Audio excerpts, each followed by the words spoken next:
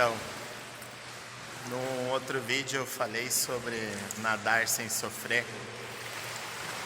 e acabei separando o sofrimento do aprender a nadar em 3 partes diferentes: sofrimento psicológico, sofrimento cognitivo e sofrimento fisiológico. Então assiste o vídeo que eu vou falar sobre cada um deles hoje. Na verdade eu vou falar em 3 vídeos diferentes. Hoje eu vou falar sobre o sofrimento psicológico.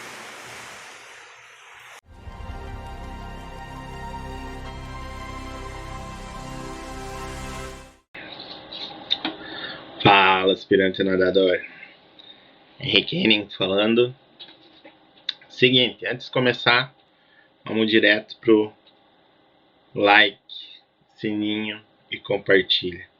Se está chegando aqui agora, primeira vez que a gente está se conhecendo, se inscreve no canal, deixa um like, ativa o sininho e compartilha esse vídeo para ajudar a gente a crescer, por favor.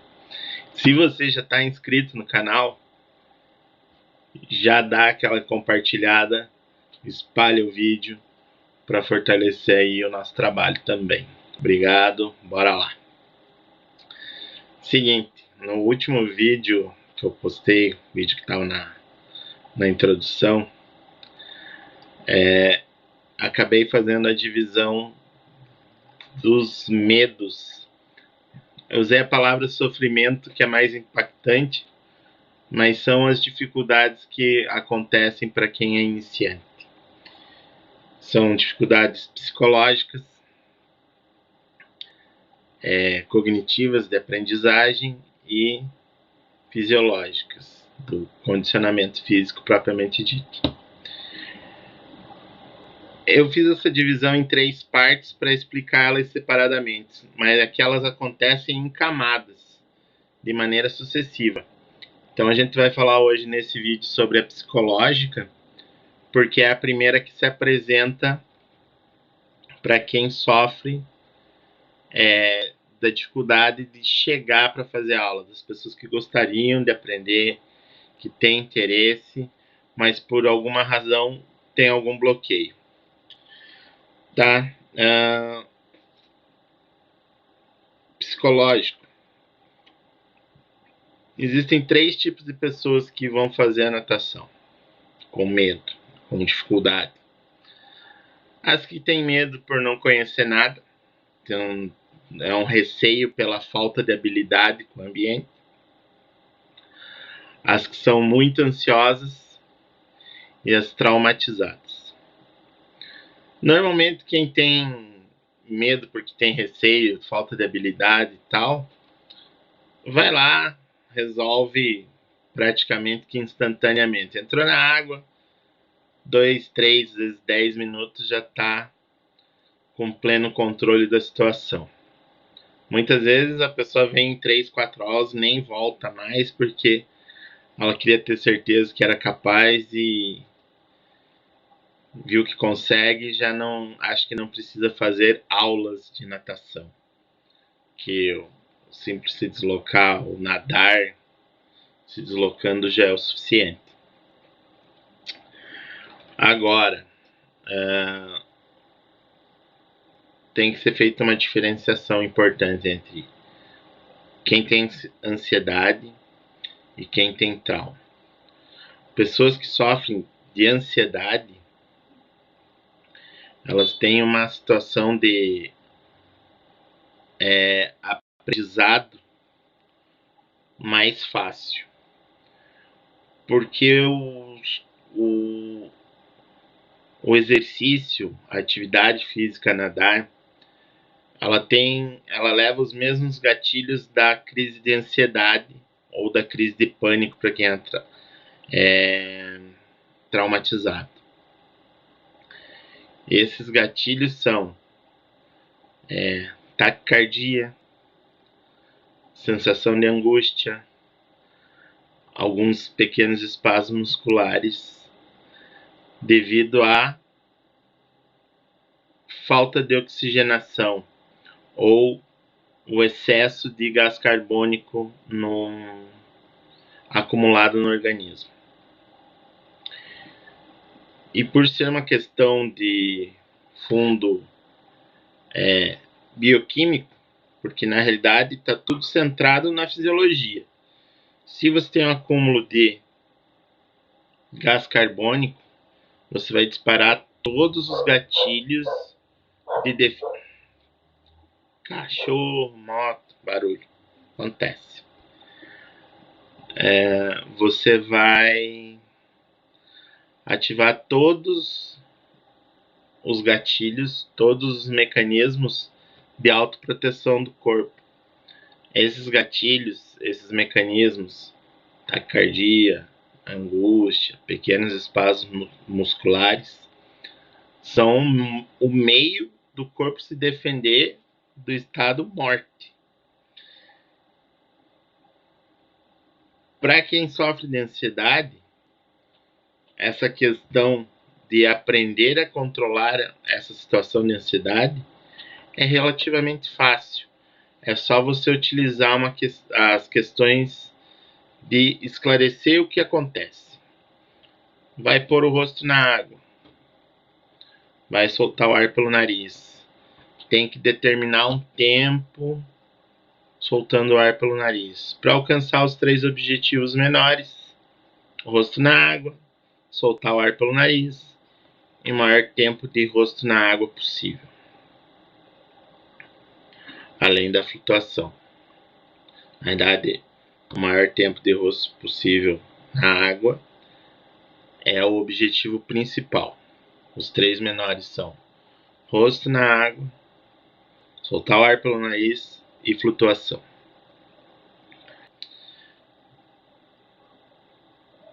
Porque o ansioso ele fica naquela situação da cobrança do e se. Se eu errar, se eu não acertar, se não der certo. Isso você consegue fazer com que a pessoa controle de uma maneira mais fácil. Diferente da pessoa que tem o trauma. A pessoa que tem trauma, ela vai ter um conflito interno para fazer a atividade proposta, ou colocar o rosto na água, ou desenvolver um tempo mínimo de rosto na água para começar a fazer a movimentação para flutuar. Depois de estar flutuando, manter um tempo maior de rosto na água para fazer a movimentação de ficar em pé. Isso tudo já vai entrando em outros fatores que a gente vai falar em outros vídeos, cognitivo e fisiológico. Estamos falando só da parte psicológica, mas há uma diferença bem grande entre como o ansioso aceita a informação, que é tudo na base da conversa, na realidade, de fazer com que haja compreensão de como processar aquela situação. Para o ansioso, lidar com a dúvida do acertar ou não, do fazer ou não, do conseguir ou não, do e se, é muito mais fácil do que para o traumatizado. O traumatizado, o problema é que ele vai ter uma sensação anterior. Traumatizado, assim, pessoas que tiveram problema com o ambiente mar, rio, piscina, que tomaram água, que se afogaram de alguma maneira. Essas pessoas, elas vão passar pelo problema do gatilho de antecipação. Antes dela realizar o que está sendo proposto, ela vai passar por toda uma experiência emocional anterior,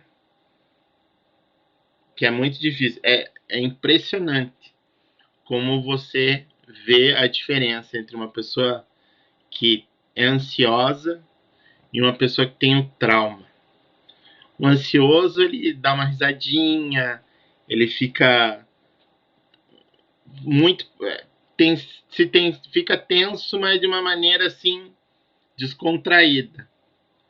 O traumatizado, ele se transforma. muda a expressão.